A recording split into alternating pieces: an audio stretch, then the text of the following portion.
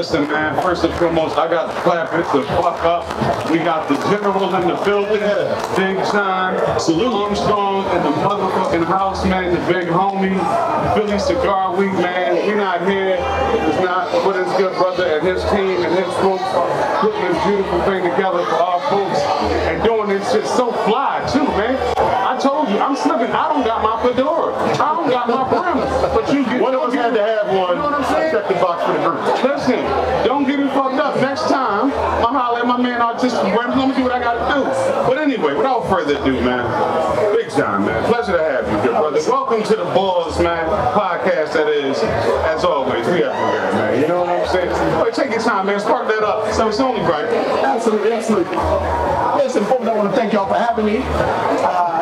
And your support. I mean, you guys have been supporting us all along. I was fortunate to bump into y'all last year at one of the events. Yes. And one thing led to another, now we're here. So it's all about synergy. Absolutely, man.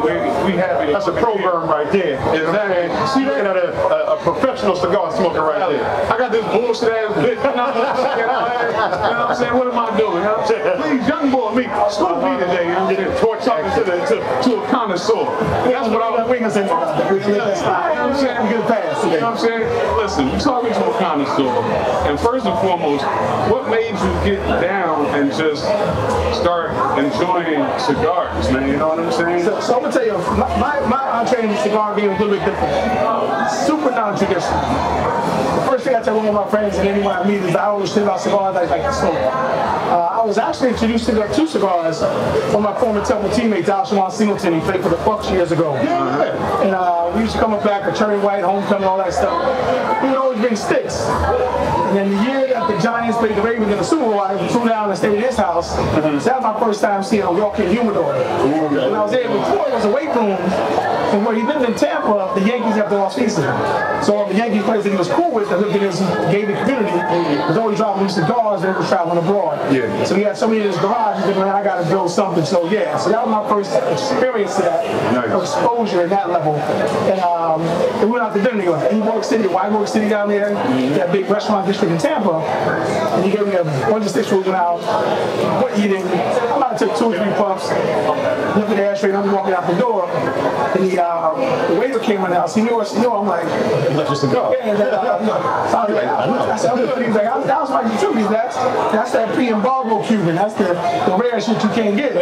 So he just, and I remember he clipped both hands and put in his pocket and said, thank you. Yeah. It was a funny situation. So I learned over the time. But, and so as far as Philly Cigar Week, I just saw what was going on in our country, and it wasn't here. And I started tapping into guys from the Philly market that went into the smoking scene, and like, that's why it wasn't here. Obviously, Philly being a city of first, this is one situation we wasn't first, but we kind of came in the game, trying to get back to that number one position. It's a great opportunity to kind of come together, fellowship. I think you can go in multiple different cities, find a cigar lounge, always in a strike up a conversation. So that's what brought this whole thing to fruition. So for people who aren't familiar, what does Philly Cigar Week consist of? So, in its true essence, it's about bringing the brothers and sisters of the week together, fellowship, socializing, drinking, good old fashioned storytelling, right? But here locally, we're so spread out. We have diverse approach because we have quite a few minority owned lounges. Obviously, we have to be fortunate to have Ashton's, which is one of the major juggernauts in the game. Absolutely. Not just a cigar lounge, they're a cigar company, right? And so to have them in our city is a blessing as well. And we just, like I said, give an opportunity for the local lounge owners to kind of come out. We serve as a lighthouse, right? We put the information out there. Year 1, we didn't really kind of get our bearings right. Year 2, we took the restaurant week approach. We went to the cigar lounge and said, you tell them the drink going, and we'll put it out there, let the people come to y'all. And that worked well. And then we said, what we'll do is do 2 or 3 signature events like this, kind of bring them massive under one roof, give us a chance to kind of, network and kind of let our hair down a little bit. Even though we ball, that's a little hair. And so that's how it came about. But it's really driven not by me, not by my partner Pat. He's not here. He's pulling on right now. Yeah, we're not there about it. Shout out to Pat too, man. But it's really about the brand ambassadors. Because as you know, tobacco's hard to advertise. It's hard to promote. Can't take out ads on social media. So our brand ambassadors serve as the word of mouth. They share with their networks. Their network shares with their network. It's a multi-brand thing. And that's how it goes. Bringing them to places like this, we're having a good time. Now let me ask you this, right? With all these cigar lounges popping up, different cigar festivals going on, right? Especially within black culture. Do you feel like this is like a trend, or is it going to be here to stay like Like a renaissance, man. Here's what's kind of crazy. Big tobacco, we're not a blip on the radar screen right now. And it's also the fastest growing business right now as far as tobacco in the industry is the minority females coming into the game. So they don't let alone know how to service us, let alone preparing to deal with that wave of female smokers that are coming into this industry in droves. So I think in the 4 short years that I've been in the game, I would see, you wouldn't be seeing Fuente, Rocky Patel on social media doing lives and stuff like that. It didn't exist. They were somebody in the corporate office, had the reps going around the country selling boxes to the brick and mortars. But we got to change that dynamic. Now they got to put the face to the brand. It's ever changing, right? Like y'all know podcast, it's like a million network. How do you best utilize that? It's key. So, so the game is changing rapidly. So they're really just adjusting to us. After our second year, we don't own a brick and mortar, but we flew out to Vegas to the PCA, Premium Cigar Association's annual convention, just to walk the floor and put the name to the face. And that's when we realized they know really who we are. Not just Philly, cigar weeks in general is a new phenomenon. And then 3 years ago, there's only like 8 or 9 cigar weeks. There's over 40 now. Nice. The growth in that. That's great.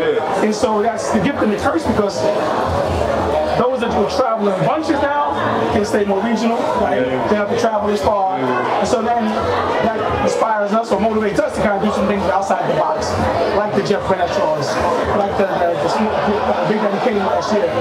Adding that other elements, the custom fashion show last year was amazing. So bring those different elements to the game. So it's definitely ever changing. Now, I know, that seasoning in there. yeah. Now, I know you mentioned the storytelling in the community. So, and we have all these people here, right? You know, and it seems like a certain age to some degree, I want to say. What would you say, in your personal opinion, what is the appeal now? Because, like you said, this is like a resurgence. So, what is the appeal? Oh, we got a good brother Pat. What's up, partner? How y'all guys, man? Good, man. This is the other half of Philly Cigar. Oh, shit. I'm stuck. Russell Simmons don't talk much, so this is Thanks for coming out. Bless, good night. I had a mic just in case you decided, you know what I'm saying? You put that on your pants and put that on your lapel there. So, the question again was, I'm Yes, this is a podcast. Hello, ladies. How are you? What are we talking about? What do you want to talk about? Y'all know the podcast that I hate women, right? Not at all. We love it. We all got to talk that shit about that. So we talking about it. Well, today we talking about cigars. Are y'all cigar smokers? Yeah. I tried. I want one that's to look cool with y'all. Like, Okay, that's what's up. what's your recommendation for beginners? I mean, we got professionals here. What do you recommend for beginners? Tatiana Ruby Blue, Tatiana. and the Delicioso, the flavor palettes, blueberry, chocolate, cinnamon. That's the kind of palette you Now, want to how go do to. you smoke this? You don't inhale. You puff. The smoke has the oils and the residue, which kind of permeate into your tongue and your palate. If you're into the full body, it'll get you a nice little buzz. If you're on the mild side, it's just a nice little, it's like a temporary therapy session. Like weed or Not as Don't inhale, so it can't be like at all. Yeah, exactly. smoking kind of like yeah. Exactly. Yep. But smoother. And try to have it with like She asking some of my questions. that's the point. The people should be asking. That's what's up. We have a y'all hands shit that It is very kind. Thank you. Okay, we follow you. Y'all on Instagram? Absolutely. Everywhere.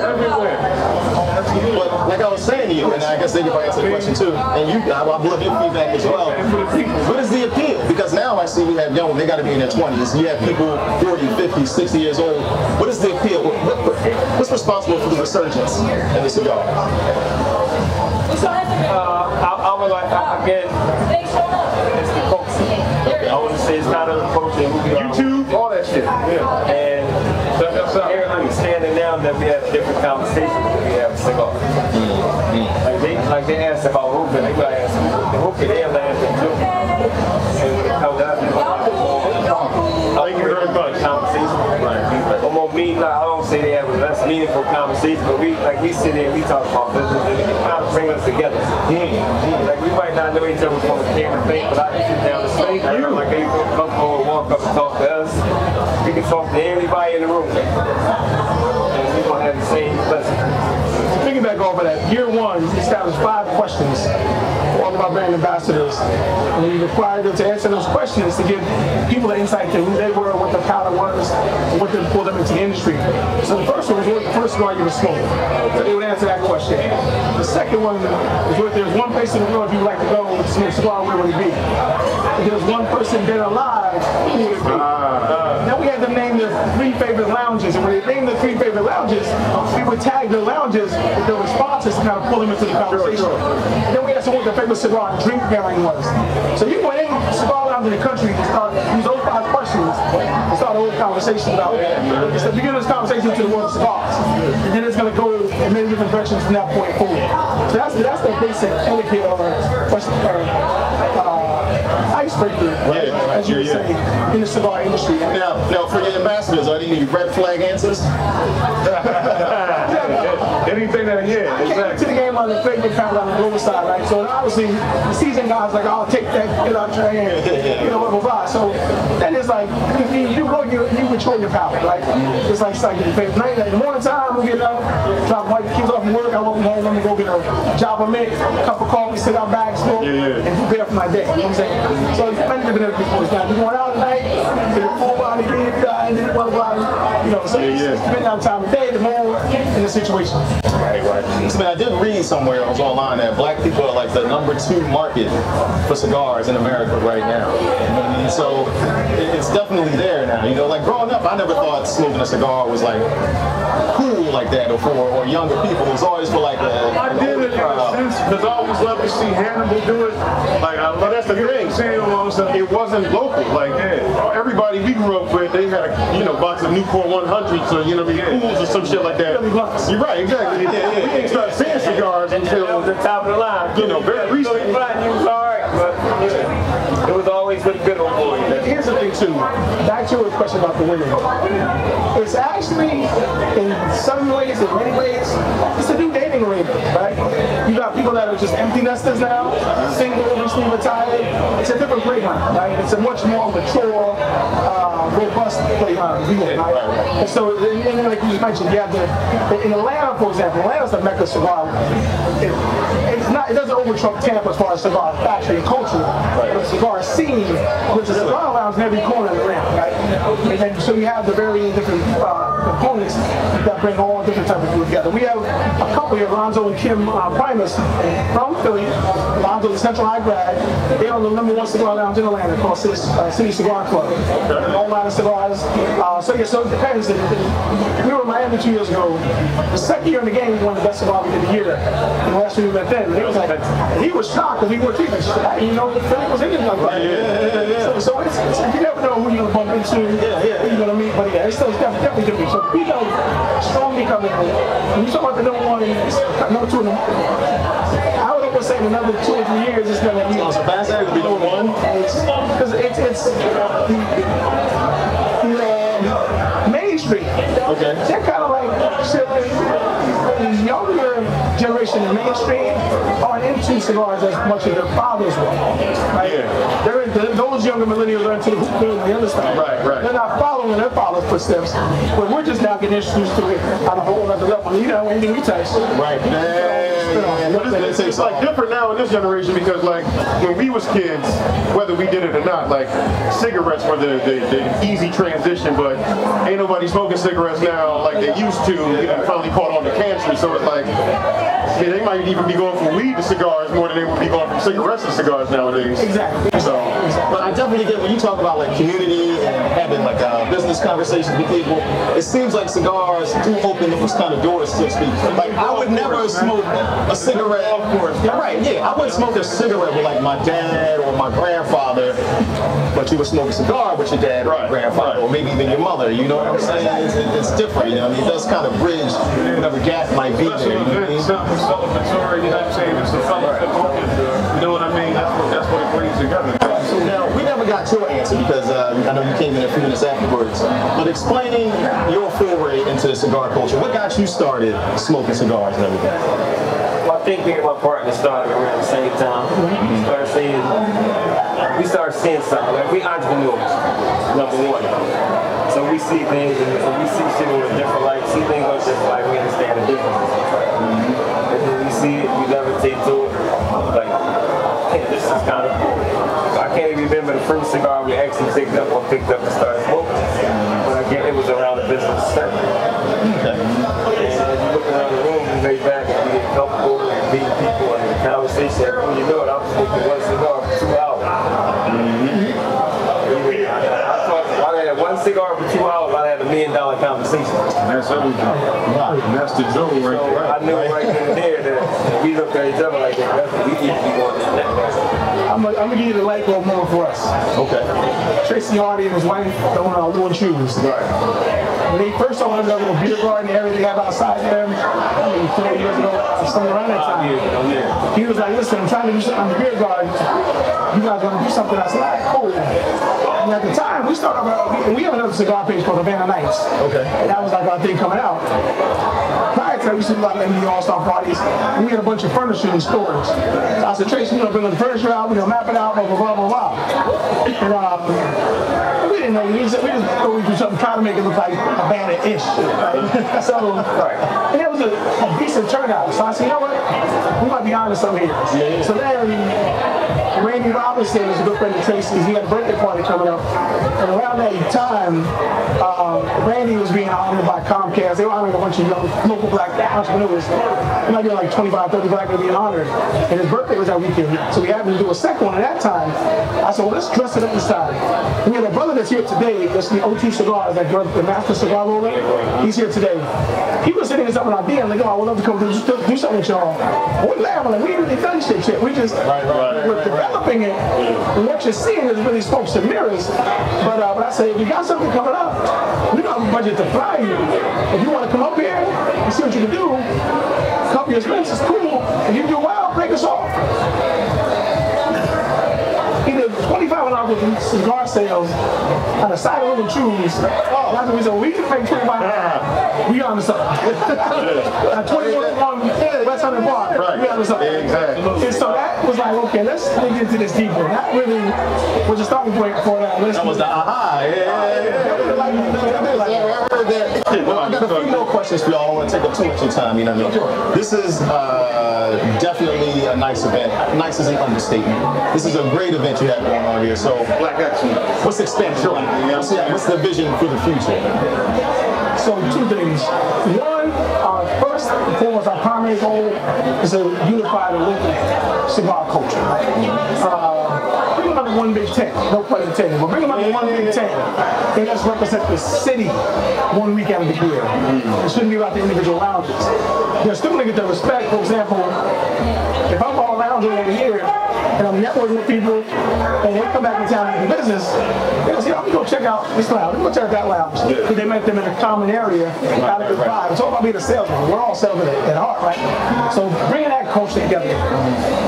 September, we're expanding into Atlantic City. We're doing cigars at the beach. And so that's our 5-year plan for that, is make that the biggest cigar festival on the East Coast. So we're going to approach that with a very general market, very inclusive. It's the big vibe, and we're trying to fill some voids that were left open by some of the local, I can't mention, but some of the local big boy cigar companies that no longer doing the things they were doing, and we want to try to fill that void. Nice, definitely. Like that, yeah. Keep us posted, man. We definitely like that. 2-day event. I don't need much excuse to go to Atlantic City, so all you got to do is say go and yeah. 2-day event. Now, let me ask you this, because we're all black men here, and we know health is an issue, right? So this is a good question I got. At least I thought it was a good question. We all know the health risks that come along with tobacco, right? How do you balance your health with your admiration and appreciation for such fine cigars? That's an easy question to answer. Cigars are probably the most natural thing to smoke right now. Okay. Probably ever. Cigarettes have so many chemicals in it, so we kind of laugh when there's so much regulation around cigars or premium cigars when cigarettes is 1,000 times more dangerous and harmful. So that, in that regard, I don't really look at the next standpoint, but we are doing cigar education. For example, educating people that may have from an insurance standpoint, because once you label a smoker, it's kind of hard to go on a smoking cessation state program to get offered and to get lower insurance rate. You find the insurance company that kind of work within their budget to make sure that you're still being covered health-wise. Right. Short-term, long-term health care, things of that nature. So we're starting a series of, we call it, actually we did it on Monday, it's called Deep into the League. We're doing a series of panel discussions that take people behind the leagues, as far as business-wise, health-wise, financial, and all things in between. I love how you're attacking this from all angles. Oh, yeah. I love that. Deeper than the league. Deeper than the league. Bad as shit. It's not just about fun. We're getting deeper than that. All right, listen, I got a few questions left, some rapid fire ones, you know what I mean? Sure. We had the young ladies to kind of stole one of my questions, you know what I mean? But, all right, so, what's a great budget cigar? Shit, factory smoke. Factory smoke. Factory smoke. Made by Drew Estate. They make a Maduro. They got a sweet version. The sweet version is almost like a budget acid. I don't know if you remember the Drew Estate's Cuba Cuba or the acid cigar. Very sweet to the palate. It's a nice smoke, piece of smoke. That stick might run about $10, $12, depending on where you go. But that factory smoke is $2.95. So you buy a mother with Right. Chilling. But I want our viewers to get hip to the hip song. You don't go in there and ask for a cigar. You got for a stick. You gotta know the lingo. You know what I'm saying? Absolutely. I'm just trying to keep you on the lingo, baby. All right, but now, on the flip side of that, somebody's having a baby, it's a wedding. What's your go-to expensive cigar, celebratory cigar? I don't even do that. You know why? Because I'm not going to waste money on somebody don't smoke. Yeah. Now, I know they're a smoker. Right. I know they're a smoker. What do you get? I know they're power. I say, you medium, full body, whatever, and I'm going to get that. Matter of fact, Troy called us last night. They got Rashid Wallace things in town. Yeah. One of his buddies in town. Troy called, yo, my buddy wants a Cuban. I think you got your week. So, bro, we going on. I think Troy that when people say they smoke a Cuban, I don't know if they really smoke. But actually, it's a go-to phrase to say, I smoke. Excuse me, shit. Give me a name. Give me a Jones 64. Give me a Monte Cristo #2. Give me a named event. A named cigar. So you say, I know it's power. Yeah. Just say, you want a pre-embargo, a real pre-embargo, that's going to cost you some money. But yeah, so for the most part, it's your palate. It's your palate. I'm not going to go super high. You know, my father's, it might be a go-to because name my father's. You know, congratulations. Yeah. But other than that, like I said, we go out, I'll always stack my bag, and I put about 4 or 5 of those factory smokes in another bag. But them cats, you get a stick. Damn. You're going to take 2 parts of a $15 stick, like this, throw it out. Now I'm going to Well, listen, after Philly Cigar Week wraps up, after your successful week wraps up, what do y'all go to cigar liquor pairings? When you're winding down, when you're thinking about how successful the event was this week, what do you drink, what do you smoke, what's y'all combination? Basil Hayden's, Basil Hayden's and the toast. Basil Hayden's my go-to literally drinking whiskey. What is it? What's the name? Basil Hayden. All right, I gotta look into that. Yeah, smooth. Speaking of his dad, has brought it over already. Beer, I don't really dab with beer too much. I'm a champagne drinker. That's a champagne king. What's your champagne cigar company? Bel Air Brandon Page. Well, since we mentioned that, I'm going to shout out to our sponsors this year. So, Monday night we kicked off with a VIP kickoff reception hosted by none other than Uncle Nearest. Yes. Shout out to Uncle Nearest. Vaughn Weaver. Those of y'all know the Uncle Nearest story. Definitely go on. UncleNearest.com. Straight to the bottom. They got an 8-minute video telling you about the whole story of Uncle Nearest. Amazing story, amazing product. One of the fastest growing. Yeah, exactly. One of the fastest growing whiskeys in American history, and it's owned by Black people. Wednesday, Thursday, Friday, we have Bel Air Champagne. Really sovereign brands. Bel Air, Bumble, Beyond, Queen Gin. We were fortunate to be selected as one of their signature events. Rick Ross has a small piece to the company, so he gave us a shout out. You know, Philly, what up? Make sure to check out the events going on in Philly. Nice. We're blessed to have that. And today, it's my man Nate Rogers from Beam Suntory. Today we have Molinos and Jim Beam sponsoring today's day. Nice. So we've been fortunate to have that support and not all any financial support. It helps us to make some new stuff we do. And let's not forget, we celebrate, what's that, 20 years of awesome music from the good brother, Mr. Jeff Bradshaw. You know what I'm saying? Absolutely, man. You know what I'm saying? So it's a whole combination of good shit. You know what I'm saying? You've been having your ass need to get down there for some of these events before they go away. You understand what I'm telling you? Philly Cigar Week, man. It's popping off right now at Kavanaugh's River Deck, but I believe tomorrow we have the Moshulu. You know what I'm saying? Absolutely. Anything I'm missing for the night or anything? We have a little private lounge for our VIP all access people, but if you ain't come down here for that shit already, you ain't getting that access. Don't even worry about it. Yeah? It's closed. That's closed section. So yeah, so I gotta be tomorrow. We're gonna actually do a brunch tomorrow from 11 to 2 at Little Leaguers Lounge. Little smoking brunch before we go on to the boat. So yeah. Oh yeah, want to give a shout out to you where you was at. Our folks that graduated before us, but shout out to the food chasers. You know what I'm saying? Y'all was up there, you know what I'm saying? Our folks, shout out to the twins, absolutely. You know what I'm saying? Yes indeed. It was funny, we was up there, we had a meeting last week. So she came over to us, I said, what y'all doing? We're preparing for the Philly Cigar Week. She's like, what? Tell me guys, you know, we told her about it. She said, y'all need to come up here. Thank you, my good brother. And so they said, listen, have a brunch here. So we're cool. We have a brand ambassador we flew in from Chicago and Stogie that got there. He's not our brand, but he's a brand ambassador for the country. He knows all the cigars. He's very well respected, very well versed in all cigars. So we flew him up. He took part. We had a golf outing this year as well. We partnered with Central High School. Richard Drake, we have not played college ball together at Temple. So that was Thursday. We rambled with at Ron Jaworski's course. Had a great time. They sold it out. My man flew one over there, did this thing. He came back and told me Stevie won the longest the longest tee or whatever. So he came home with some hard game. But yeah, so but Jeff and Kayla, we started out just doing about like 11 to 2. We went with our handful of cigar guys, rolled the cigars. It would turn into a whole vibe. That's a whole vibe. Like this is our other party. All because of these cigars, man. Absolutely, man. We want to take this time out to thank y'all again, man. You know what I'm saying? Take the time. Man, thank y'all. You know what I'm saying? This is good business, big business. We'll see y'all for years to come. Philly Cigar. Philly Cigar, that's the handle on everything on platform. Yeah, Philly Cigar. Definitely. And our mantra is changing Philadelphia's social scene one cigar at a time. Absolutely.